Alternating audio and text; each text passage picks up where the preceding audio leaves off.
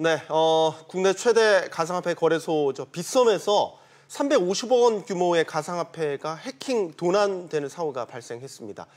국내에서 발생한 해킹 피해액으로는 두 번째 큰 규모인데 더 큰 문제는 얼마 전에도 이와 유사한 해킹 사건이 발생했다는 점이겠죠. 네, 가상화폐 거래소 해킹 왜 번번이 속수무책 뚫리는 걸까요? 시장에서는 예견된 사고였다는 지적이 나오고 있습니다. 자, 구멍난 가상화폐 보안 문제 해결책은 없는지 자세히 알아보도록 하죠.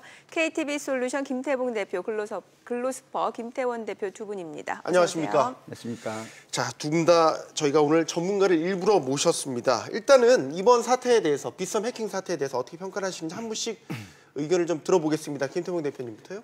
예, 이번 해킹 사건은 이미 예견됐었던 일이고요. 네. 또 많은 보안 전문가들이 이런 식으로 해킹이 일어날 것이라고 전망하고 있었고 실제로 이런 징조들이 있었습니다. 네. 꽤 왔다는 거죠. 징조들이 있었는데도 막지 못했다라는 건가요? 임태현 대표님. 네, 일반적으로 저희 업계에서 생각하는 시각은 조금 안타까웠습니다. 어떻게 보면 정부에서 이렇게 규제라든지 이런 가이드라인을 확실히 정해줘서 강제적 이행을 하게 해야 되는데 지금 네. 김태용 대표님께서 말씀하신 대로 그런 강제적 이행 조치가 되지 않으니까 결국에는 그 사건으로 지금 발생을 한 게 정말 안타깝다고 말씀을 드리고 싶습니다. 알겠습니다. 네. 자, 먼저 그러면 가격 측면에서 좀 살펴보도록 하죠. 빗썸이 350억 원 규모의 해킹을 당했다라는 소식이 알려진 지 1시간 만에 시가총액이 10조 원 넘게 감소를 했습니다. 사실 가상화폐 시장 그동안 좀 하락세를 면치 못하다가 이제 반등을 깨웠었는데 지금 빗썸 사태 파장이 가격에 미치는 영향이 좀 상당한 것 같아요. 네, 맞습니다. 이 가상화폐 우리가 흔히 암호화폐라고 불리는 것들은 네. 뭐 여러 가지 이제 규제라든지 뭐 G20에 대한 악재 등으로 인해서 가격이 많이 하락을 하는 상태였습니다. 네. 그런데 무엇보다도 암호화폐, 가상화폐 가장 큰 영향을 미치는 거는 보안성입니다. 보안이 안전하다고 나온 게 바로 암호화폐인데 그런 보안에 대한 그 위협이 있다면 당연히 가격이 하락하는 건 상당할 것이고요. 거기에 대해서 지금 시장이 반응을 심하게 하고 있다라고 생각하고 있습니다. 가상화폐를 많이 모르시는 분들이라면 뭐 빗썸이라는 용어 자체 생소할 수 있잖아요. 네. 빗썸이 뭐 해킹을 당했다니 그렇게 큰 뉴스야 이렇게 생각하실 수도 있을 것 같아서 네. 배경 설명을 좀 해주세요. 빗썸이 어떤 것이고 네. 이번 해킹의 파장이 얼마나 큰 건지. 네, 빗썸 같은 경우 사실 이제 대한민국을 떠나서 전 세계 리딩 컴퍼니 중에 하나였습니다. 네. 대한민국에서 이제 가장 많은 거래량을 보유했고요. 한때에는 이제 그 전 세계에서 1위 거래량을 보유할 정도로 세계 최대의 거래소였습니다. 그리고 이 거래소 운영 경험 역시 대한민국과 전 세계 어디를 비교해도 가장 오래된 운영 경험을 가지고 있는데 네. 그런 전통적이고 강력한 거래소가 해킹됐다는 거는 전 세계 시장에 상당히 많은 충격으로 작용을 하고 있습니다. 김 대표님, 보안적인 측면에서 이런 빗썸 같은 곳도 뚫렸다라고 한다면 사실상 방도가 있는 겁니까? 심각하게 봐야 될 것 같아서요. 대부분의 거래소들이 보안이 상대적으로 취약한 게 사실이고요. 예. 이런 우려는 계속되어 왔습니다. 그래서 가장 보안이 잘 되는 곳이 이제 주로 금융회사들이고요. 은행이나 이런 곳들이 보안이 잘 되는데 그 이유가 감독기관이 철저하게 감사를 하고 있고요. 그에 대한 또 투자를 하고 있기 때문에 이렇게 네. 유지가 되는 거고요. 다만 거래소는 그 정도에 훨씬 미치지 못하기 때문에 예고된 인재라고 볼 수 있습니다. 알겠습니다. 네. 자, 저희 SBS, CNBC 이슈엔에서 가상화폐 관련해서 예전에 전화 연결을 했던 적이 있습니다. 네. 자, 그 당시 굉장히 유명한 유행어를 남기셨던 분 아니겠습니까? 그렇죠. 저희도 당황스러웠고 예. 존버는 이제 반드시 승리합니다. 네. 그 유명한 말씀을 남기신 그 투자자분을 전화 연결을 저희가 다시 해봤습니다. 그래서 이번 빗썸 해킹 사태에 대해서 어떻게 생각하시는지 의견을 좀 들어보고자 하거든요. 자, 투자자 안녕하세요. 안녕하세요. 네, 안녕하세요. 네. 네. 잘 지내셨죠? 네, 잘 지냈습니다. 네, 오랜만에 목소리 듣습니다. 네, 저희 잘 지냈습니다. 일단은 이번 빗썸 사태 어떻게 보시는지부터 여쭤볼게요. 일단 결론부터 말씀드리자면 굉장히 불안한 게 사실입니다. 기존에 코인레일 유빗이 해킹을 겪고 파산 절차에 들어간 케이스가 있었는데 우리가 메이저 암호화폐 거래소라고 불리는 빗썸, 코인원, 업비트 등은 사실 해킹 같은 심대한 피해를 입었던 적은 없었거든요. 그래서 아직도 이런 거래소 보안면에 굉장한 취약점을 가지고 있다고 생각하고요. 결국은 정부에서 거래소의 외부에서 접촉할 수 없는 콜드 스토리지에 보관한다거나 그런 적극적인 보안 대책을 강구해서 투자자들의 피해를 최소화하는 게 굉장히 시급하다고 생각합니다. 아까 뭐 말씀하신 것처럼 그런 증권회사 정도 수준의 최고의 보안 수준이 다 최대한 빨리 이루어져야 되지 않나, 강제성이 필요하지 않나라는 생각이 듭니다. 네. 그리고 뭐 해킹 사태에서 본 것처럼 블록체인 기술 자체의 보안이 취약한 것은 아닙니다. 오히려 컴퓨터의 집단 지성을 이용해서 더욱 투명하고 안전한 시스템인데 아직 성숙되지 못한 시장과 그 시장을 이끌어가는 프로답지 못한 거래소의 문제인 것인데 서두에 말씀드린 것처럼 극도의 보안 강화가 필요한 것 같네요. 네. 자, 그 당시 저희와 전화 연결을 했을 때 뭐 존버는 반드시 승리한다 이런 말씀을 주셨는데 그 이후에도 그러면 가상화폐 투자를 계속해서 하신 겁니까? 그 이후에 추가적인 매수를 하면서 적극적인 투자를 하진 못했지만 네. 당시에 가지고 있는 화폐는 계속 가지고 있고 미래에 가상화폐가 널리 쓰일 것이라는 생각, 그리고 블록체인 기술이 발전한다는 논거에 대해서 뭐 그런 펀더멘털이 흐려졌다는 생각은 하지 않습니다. 많은 국가에서 이미 제도권화가 시작되고 있다는 점, 그리고 나스닥에서는 암호화폐를 도입을 고려하고 있다는 이야기도 했고, 결국엔 차세대 화폐가 될 거라는 이야기도 합니다. 네. 그렇다면 신뢰가 안 된다면 네. 거래소는 지금 어디를 이용하시는지요? 궁금하네요. 대형 거래소인 빗썸 코인원 이용하고 있습니다. 빗썸 코인은 이중으로 두 개 업체를 다 이용하시는군요. 네.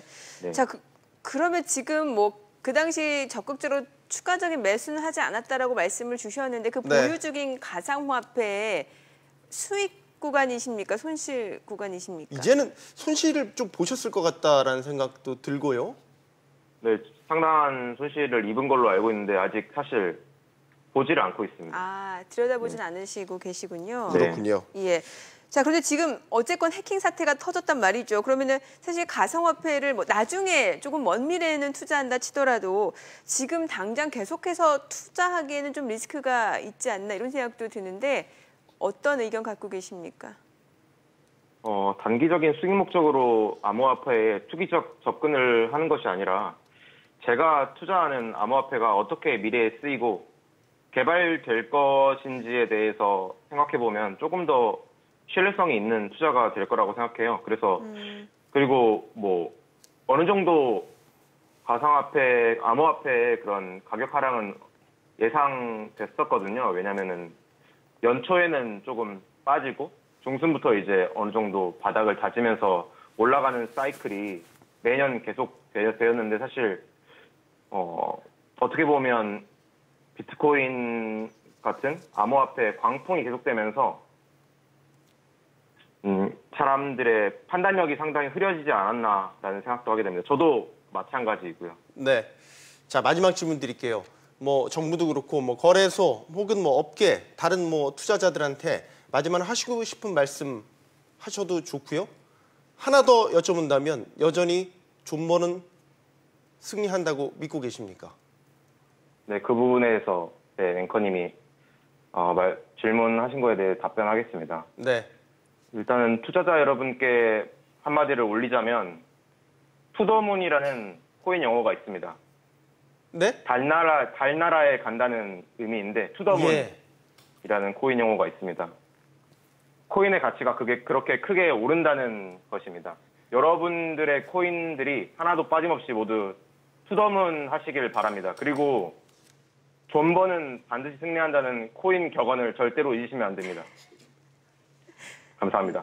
네. 오늘 전화 연결 감사드리고 고맙습니다. 다시 한번 어록을 남겨주셨군요. 이젠 투더문이네요. 투더문. 감사합니다. 네, 감사합니다. 네. 어떻게 들으셨는지 궁금하네요. 여러 생각을 갖게 만드는 사실 맞습니다. 내용이었거든요. 예. 일단 저렇게 긍정적으로 생각하시는 분들이 있으시잖아요. 근데 거래소가 그에 걸맞는 신뢰성을 제공해야 된다고 봅니다. 예. 더욱더 책임감을 가져야 된다는 예. 말씀이시죠. 사실 이제 그 많은 암호화폐 투자자들이 수준이 상당히 많이 올라왔습니다. 이게 IT는 이용하는 입장이었지 IT를 공부하는 입장은 아니었는데 지금 말씀하신 부분처럼 거래소의 보안에 대해서 생각을 하게 됐고요. 그러니까 이 개발업체들과 이 이용자들은 수준이 많이 올라갔어요. 그러니까 하나까지 더 간곡히 부탁드리고 싶은 것들은 정부도 이제 거기에 맞는 적절한 규제의 수준을 올려주시는 게 좋지 않을까 생각합니다. 네, 뭐 여전히 블록체인 그 기술에 대해서는 굉장한 믿음을 갖고 있는 그런 투자자분이었는데 자, 이 빗썸 거래소 사실 지난해는 이미 개인정보 유출 사고로 홍역을 치른 그렇죠. 바가 있습니다. 네. 자, 이후에 뭐 사이버 수사대 압수수색도 있었는데 지금 사실 뭐 제1금융권 수준의 보안 체계를 확립했다라고 발표를 하면서 이 보안 수준에 대해서 자신감을 드러냈었단 말이죠. 그런데 이게 뚫린 겁니다. 이게 어떻게 가능한 거죠? 일단 정확한 원인 분석은 이제 한국인터넷진흥원의 조사 결과를 지켜봐야 되겠지만요. 네. 이제 추정되는 것은 내부자의 PC가 악성 코드에 감염이 돼서 이제 내부 서버로까지 침투가 허용된 거 아닌가 하는 전망이 나오고 있고요. 그와 더불어서 이제 이미 기유출된 사용자들의 계정 정보가 도용당했을 가능성도 있고요. 이를 네. 통해서 이제 서버에 직접 침투했을 가능성도 배제할 수 없다고 보고 있습니다. 자, 앞서 뭐 4,700억 원 규모로 해킹을 당했던 뭐 마운트 콕스 해킹 사건, 또 5,800억 원이었죠. 코인체크 해킹 사고 역시 여기에 또 나왔던 게 이제 핫월렛, 콜드월렛 이런 얘기가 나오더라고요. 네. 이제 핫월렛 같은 경우는 이제 인터넷에 연결돼 있는 쉽게 말해서 가상화폐를 보관하는 이제 저장소라고 저희가 봐야 되겠는데 핫월렛이 어쨌든 인터넷에 연결돼 있기 때문에 해킹의 대상이 된 거 아니에요? 네, 그렇죠? 그렇죠. 이번 빗썸도 마찬가지죠. 마찬가지입니다. 그러면 콜드월렛 앞서 콜드 스토리지 얘기를 했어요. 예, 투자자분도. 거기다 보관하면 되는 거야. 단순하게 생각한다면. 근데 실시간으로 다량의 거래를 처리하다 보면 콜드에 있던 걸 다시 빼기가 시간이 걸리고 번거롭기 때문에 번거롭다. 예. 그래서 빠른 체결 속도와 지급 보증을 위해서 하드렛을 운영하는 거고요. 다만 이제 해외 같은 경우에는 해외 대형 거래소 같은 경우에는 네. 뭐 최대 98%까지 콜드 스토리지 저장을 하고 단 2%만 하드렛을 넣어서 최악의 경우도 뭐 손실을 최소화하는 정책을 쓰고 있습니다. 그렇군요. 자, 그리고 뭐 일각에서는 이 코인레일 해킹, 그러니까 이 빗썸 거래소 해킹 수법과 비슷해서 이게 동일범위 아니냐 이런 가능성도 나오고 그런 있거든요. 가능성도. 네, 그러니까 저희 그 업계를 대표해서 말씀을 드리면은 일각에서 이제 많은 추측성 루머들이 나오고 있습니다. 그런데 지금 이게 수법이 동일한지 아닌지는 아직 수사 결과가 나오지 않았습니다. 그러니까 정확하게 어떤 피해가 발생했는지에 대해서 빗썸 측에서 밝히지 않았고요. 그렇기 때문에 조금 더 수사 결과를 지켜보시기를 말씀드리고 싶습니다. 어쨌든 뭐 여러 가지 이제 추측들이 나오곤 있지만 네. 정확한 건 뚜껑을 열어봐야 된다라는 수사 결과를 지켜봐야 된다라는 거죠. 지금 또 하나 논란이 되고 있는 게 김태봉 대표님. 네.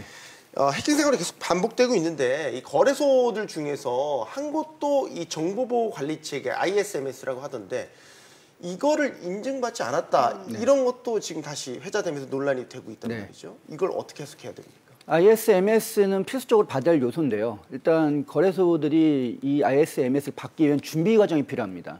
네. 예, 그 ISMS가 요구하는 여러 가지 항목들이 있고 그에 걸맞는 인력, 프로세스, 자료들을 구비해야 되는데 아직 그까지 준비 안 된 걸로 보고 있고요. 최대한 빨리 받아야 된다고 보고요. 또 물론 ISMS를 받았다고 그게 마치 보안에 만능약이 되는 건 아닙니다. 네. 보안은 전체적으로 프로세스이기 때문에 어떤 한 군데라도 약한 고리가 발견된 즉시 해킹이 감행되기 때문에 지속적인 관리가 필요한 거고요. 네. 이번에 좀 다른 측면에서 여쭤볼게요. 사실 이런 거래소 해킹 문제, 뭐 처음 발생한 문제도 아니고 예견된 그런 사건이었다, 사고였다 이런 얘기도 나오는 거 보면은 정부가 좀 일찌감치 대응을 했어야 되는 게 아닌가라는 생각도 그러니까요. 들고요. 답답한 면이 좀 있어요. 예. 아무래도 정부에서도 이제 암호화폐라는 이때까지 규정 안에 들어가지 못하는 이런 새로운 산업 때문에 많이들 혼란스러우셨을 걸로 예상을 하고 있습니다.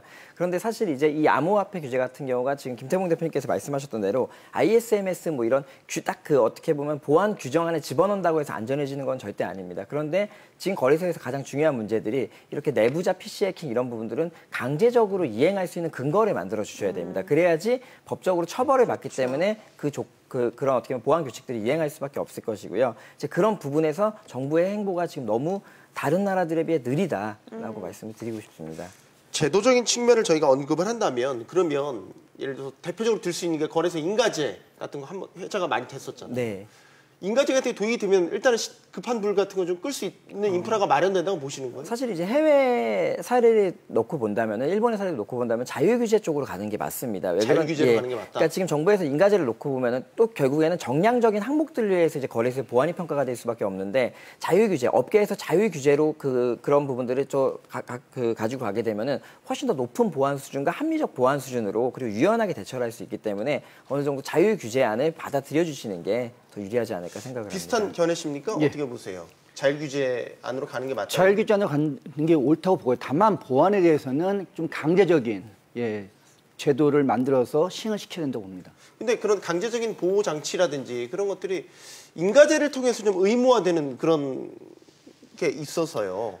투자자 입장에서는 인가제가 조금 더 신뢰하고 믿을 수 있지 않을까라는 네. 뭐 막연한 생각이 듭니다. 일반적으로 암호화폐 거래소는 아주 필수적인 항목이 있습니다. 바로 이제 그 현금과 교환해야 되는 환가성이 있는데요. 그런 부분에서 이제 자유규제안을 이행하지 않는 거래소에 대해서는 가상 계좌를 철저하게 막는 그런 방식을 한다면 거래소의 사실은 생존 거래소가 자유규제안을 통과하지 않는 이상 생존하지 할 수가 없기 때문에 그런 부분으로 강제적 이행을 시킬 수 있지 않을까 생각합니다. 알겠습니다.